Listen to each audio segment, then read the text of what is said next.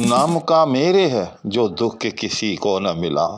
کام میں میرے ہے جو فتنہ کے برپا نہ ہوا۔ السلام علیکم ناظرین، آپ کو معلوم ہی ہوگا کہ میں ان دنوں درخورے کہر غضب جب کوئی ہمسا نہ ہوا، پھر غلط کیا ہے کہ ہمسا کوئی پیدا نہ ہوا۔ اس غزل کی مکمل ہر شعر کی بہت ہی گہرائی کے ساتھ مکمل تشریح آپ کی خدمت میں پیش کر رہا ہوں، تو اسی سلسلے میں آج کے جو اگلے اشعار ہیں وہ آپ کی خدمت میں حاضر ہیں۔ تو آج کا شعر ہے پہلا، نام کا میرے ہے وہ جو دکھ کے کسی کو نہ ملا، کام میں میرے ہے جو فتنہ کے برپا نہ ہوا۔ سب سے پہلے تو اس کے متن میں ایک اختلاف پایا جاتا ہے۔ میں نے اس کو بعض دواوین میں ایسے بھی دیکھا ہے کہ نام کا میرے ہے وہ دکھ کہ کسی کو نہ ملا، کام میں میرے ہے وہ فتنہ کہ برپا نہ ہوا۔ یعنی اب اس میں اگر وہ رکھا جائے تو پھر اس کو ایسے پڑھیں گے جیسے میں نے پڑھا، نام کا میرے ہے وہ دکھ کہ کسی کو نہ ملا، کام میں میرے ہے وہ فتنہ کہ برپا نہ ہوا۔ لیکن میں نے یہ دیکھا ہے کہ یہ جو ہے انداز یا یہ رسم الخط جو ہے یہ کم دواوین میں ہے، اکثر میں یہاں جو ہے وہ جو ہے، چنانچہ میں بھی اس کی تشریح جو ہے وہ جو کے مطابق کرتا ہوں۔ تو اگر جو کے مطابق اس کو پڑھا جائے تو پھر ایسے پڑھا جائے گا، نام کا میرے ہے جو دکھ کے کسی کو نہ ملا۔ یعنی پھر اس مصرعے کے دو ٹکڑے اس طرح سے کیے جائیں گے کہ جو ہے وہ آگے رکھیں گے اور جو سے پہلے جو ہے وہ پہلے رکھیں گے دونوں مصرع میں۔ تو آپ اس کی تشریح دیکھتے ہیں۔ غالب کہتا ہے کہ نام کا میرے ہے جو دکھ کے کسی کو نہ ملا۔ آپ اس کو الٹا کر کے پڑھ لیں دونوں ٹکڑوں کو تو بالکل تشریح سمجھ میں آ جائے گی کہ جو دکھ کسی کو نہ ملا، نام کا میرے ہے، ٹھیک، یعنی جو دکھ جو غم کسی کے نصیب میں نہ آ سکا، یا یوں سمجھیں کہ قاضی فطرت نے، قاضی ازل نے کسی کو اس قابل نہ سمجھا کہ یہ اتنا بڑا دکھ ہے، یہ اتنی بڑی تکلیف ہے، یہ عام آدمی تو برداشت نہیں کر سکتا، تو وہ کیا کیا، وہ میرے نام لکھ دیا۔ اسی طرح سے کام میں میرے ہے جو فتنہ کے برپا نہ ہوا۔ اسی طرح سے کوئی ایسی بڑی آزمائش، اچھا یاد رکھیے گا کہ یہ لفظ جو فتنہ ہوتا ہے، یہ ہم اس کو جب اردو میں استعمال کرتے ہیں تو ہم اس کو فساد کے معنی میں استعمال کرتے ہیں، جیسے فتنہ و فساد۔ عام طور پر اس مرکب کو بھی، یعنی اس مرکب عطفی کو جو ہے ملا کر بیان کیا جاتا ہے کہ فلاں صاحب جو ہے وہ فتنہ و فساد جو ہے وہ برپا کر رہے ہیں یا مچا رہے ہیں۔ لیکن عربی میں یاد رکھیے گا کہ لفظ فتنہ جو ہے یہ دراصل آزمائش کے لیے ہوتا ہے، بلکہ یہ سونے کو جب آزمانا ہو، یعنی یہ دیکھنا ہو کہ اس میں کس قدر خالص ہے، تو اس کو بھٹی پہ تپاتے ہیں، تو اس میں پھر یہ ہوتا ہے کہ جو اس میں جو غل و غش ہوتا ہے، جو اس میں ملاوٹ ہوتی ہے، وہ اوپر تیرنے لگتا ہے، اور جو خالص سونا جو ہوتا ہے وہ نیچے بیٹھ جاتا ہے۔ چنانچہ اس عمل کو بیسیکلی جو ہے وہ فتنہ کہتے ہیں۔ تو اسی سے پھر یہ آزمائش کے معنی میں بھی جو ہے وہ استعمال ہونے لگا ہے۔ تو جو پرانے ہمارے یوں سمجھیں کہ اردو جانے والے لوگ ہیں، جو کلاسک ادب کے جو ماہر لوگ ہیں، وہ اس کو اصلی معنی میں بھی استعمال کرتے ہیں۔ تو یہاں میں سمجھتا ہوں کہ اس کے اصل معنی میں ہی استعمال کیا گیا ہے کہ کام میں میرے ہے جو فتنہ کے برپا نہ ہوا، یعنی وہ آزمائش جو کہ برپا نہ کی گئی، جس سے کسی کو نہ آزمایا گیا، تو اس آزمائش کو جو ہے وہ میرے کام میں شامل کر دیا گیا، اس آزمائش سے مجھے جو ہے وہ آزمایا گیا۔ اور اگر ہم اس کو فتنہ فساد کے معنی میں لیں تو پھر بھی ظاہر ہے، یعنی جب قاضی تقدیر نے کوئی بڑا فتنہ دیکھا، بڑی آزمائش دیکھی، اور ہر غیرے کو اس قابل نہ سمجھا گیا، تو قاضی تقدیر نے جو ہے وہ میرے کام میں وہ فتنہ جو ہے وہ آزمائش جو ہے وہ ڈال دی۔ الغرض اس شعر کا مطلب یہ ہے کہ میں اس کارخانہ قدرت کے اندر سب سے زیادہ جو ہے وہ بلاؤں کا شکار ہوں، جو بڑی مصیبت ہے، جو بڑی آزمائش ہے، وہ جو ہے وہ میرے حصے میں آ گئی ہے۔ اس کے بعد اگلا شعر ہے، ہر بونے منہ سے دم ذکر نہ ٹپکے خون آب، حمزہ کا قصہ ہوا عشق کا چرچا نہ ہوا۔ تو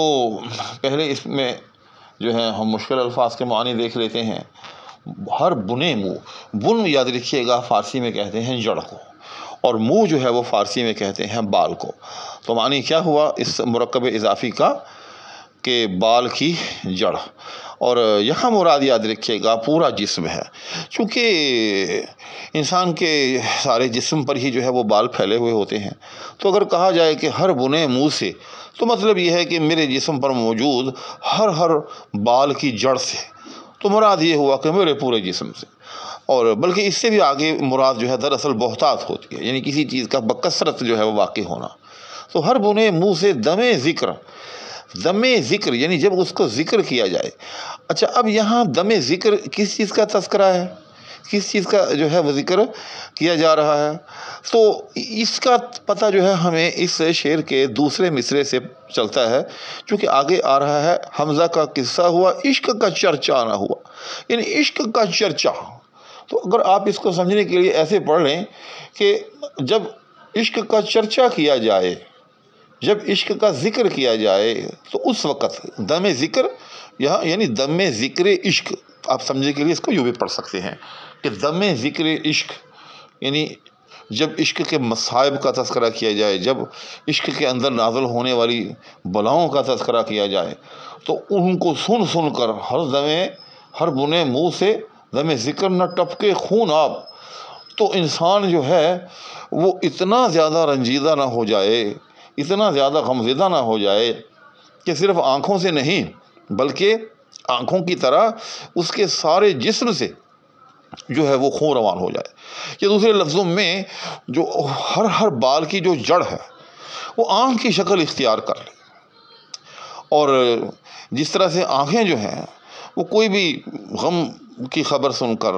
کسی مجبور کا، کسی غم زدہ کا واقعہ سن کر آنسو بہاتی ہیں، خون فشاں ہو جاتی ہیں، تو غالب کہتا ہے کہ جب عشق کے اندر جھیلی گئی بلاؤں اور مصیبتوں کا تذکرہ کیا جائے، تو سننے والا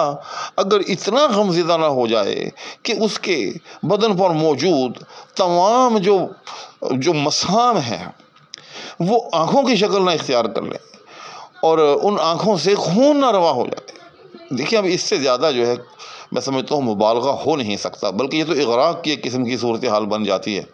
کہ انسان کے بدن پر جتنے مسام جو ہیں وہ سارے کے سارے جو ہیں گویا کہ وہ میگاں یا آنکھوں کی شکل اختیار کر لیں، اور سب کی سب وہ آنکھیں جو ہیں، وہ جو فرضی آنکھیں جو ہیں وہ خون فشاں ہو جائیں، ان آنکھوں سے جو ہے وہ خون ٹپکنے لگے، خون آب،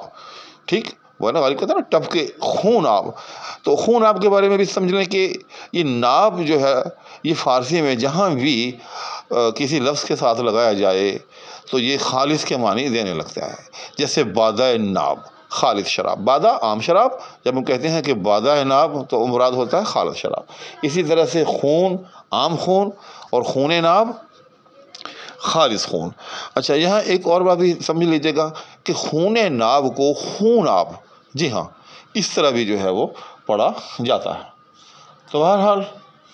مفہوم واضح ہو چکا۔ اب دوسرے مصرعے کو دیکھتے ہیں۔ حمزہ کا قصہ ہوا عشق کا چرچا نہ ہوا۔ حمزہ کا قصہ، یہ ایک تلمیح جو ہے یہاں استعمال ہوئی ہے۔ تلمیح کے بارے میں آپ جانتے ہی ہیں کہ کوئی بھی واقعہ، کوئی بھی قصہ جس کا شاعری کے اندر جو ہے وہ حوالہ دیا جائے، جس کا ریفرنس جو ہے وہ دیا جائے، اس کو جو ہے وہ تلمیح کہتے ہیں۔ بلکہ تلمیح کا لغوی معنی ہوتا ہے ایک نظر ڈالنا۔ یہ لمحہ سے ہے، جب آنکھ جب جھپکتی ہے نا تو اس آنکھ کے جھپکنے کو کہتے ہیں لمحہ۔ ہم کہتے ہیں نا کہ ایک لمحے میں نے یہ کام کیا، یا ایک لمحے میں فلاں نے یہ کر دیا، یعنی ایک آنکھ کے جھپکنے کی بقدر میں۔ تو تلمیح کا مطلب یہی ہوتا ہے کہ ذرا ایک نظر جو ہے اس طرف بھی جو ہے وہ ڈال لی جائے۔ تو ایک یعنی اس واقعے کی طرف ایک نظر ڈال لینا، اس واقعے کا ریفرنس، اس کا حوالہ جو ہے وہ اپنے کلام میں، اپنے گفتہ میں لے آنا۔ تو حمزہ کا قصہ، تو یہ ایک داستان حمزہ بڑی مشہور داستان ہے، اور یہ عام طور پر جو ہے وہ سنائی بھی جاتی ہے۔ تو غالب کہتا ہے کہ اگر کسی مجلس میں، کسی محفل میں، اور بطور خاص چونکہ یہ رات کو سنائی جاتی تھی داستان حمزہ، تو اور مجلسیں بھی رات ہی کو جو ہے عام طور پہ برپا ہوتی ہیں، تو اگر کسی مجلس کے اندر کوئی صاحب جو ہیں کسی کے عشق کے اندر جھیلے گئے، اٹھائے گئے، غموں کا تذکرہ کرنے بیٹھیں اور اہل مجلس جو ہے وہ اتنا زیادہ نہ رونے لگیں کہ ان کے بدن پر موجود ہر مسام سے جو ہے خالص خون جو ہے وہ نہ نکلنے لگے. یعنی دیکھیں کہ پورے بدن سے نکلے، پھر یہ ہے کہ خون بھی کون سا نکلے؟ خالص نکلے، یعنی عام خون نہیں، خون ناب. حمزہ کا قصہ ہوا، عشق کا چرچا نہ ہوا، پھر وہ تو کوئی داستان حمزہ ہو گئی، وہ کوئی عشق کا چرچا تو نہ ہو. یعنی عشق وہ ہے، اس میں کہنا غالب یہ چاہتے ہیں کہ عشق وہ ہے کہ جس کے اندر اتنی شدت ہو کہ اگر کوئی شخص اس کی شدت کو، اس کی آزمائشوں کو، اس کے اندر جھیلے گئے عذابوں کو بیان کرنے بیٹھے تو اہل مجلس اس سے اتنا زیادہ رنجیدہ ہوں، اتنا زیادہ غمزدہ ہوں کہ اہل مجلس صرف آنکھوں سے نہ روئیں بلکہ اہل مجلس کے جسموں پر جتنے مسام ہوں وہ سب کے سب مسام جو ہیں وہ آنکھوں کا روپ دھار لیں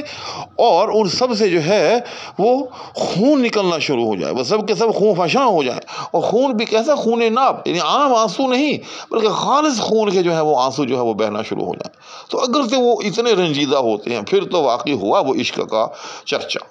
پھر تو ہوا وہ واقعی افسانہ عشق. اور اگر ایسا نہیں ہوتا پھر وہ کوئی حمزہ کا قصہ ہی ہو سکتا ہے، عشق کا چرچا جو ہے وہ نہیں ہو سکتا. الغرض غالب اس شعر سے کہنا یہ چاہتے ہیں کہ عشق جو ہے اس کی مصیبتیں، اس کے آلام اور اس کی آزمائشیں جو ہیں وہ باقی تمام اقسام کے آلام اور تمام اقسام کی آزمائشوں سے کہیں زیادہ جو ہے وہ ہوتے ہیں. تو یہ ہو گئے اس غزل کے 2 شعر. چاہتا تو یہ تھا کہ اس غزل کے مزید اشعار بھی آپ کی خدمت میں پیش کرتا، لیکن ویڈیو کی طوالت کو دیکھتے ہوئے اب میں اسے یہی موقوف کرتا ہوں، اس التماس کے ساتھ کہ اگر آپ اس چینل پر نئے ہوں تو براہ مہربانی اس چینل کو سبسکرائب بھی کر دیں، ساتھ میں موجود بیل آئیکن کو بھی پریس کر لیں تاکہ آپ تک تمام ویڈیوز کا نوٹیفیکیشن بر وقت پہنچتا رہے. نیز یہ کہ ہر ویڈیو کو پلیز لائک اور اس پر کمنٹ ضرور کیا کریں چونکہ اس سے ویڈیو کی ریچ جو ہے وہ تھوڑی سی بڑھ جاتی ہے. اسی کے ساتھ دعاؤں کی التماس کے ہمراہ اور آپ کے لیے ڈھیروں دعاؤں کے ہمراہ اجازت چاہوں گا. اللہ نگہبان.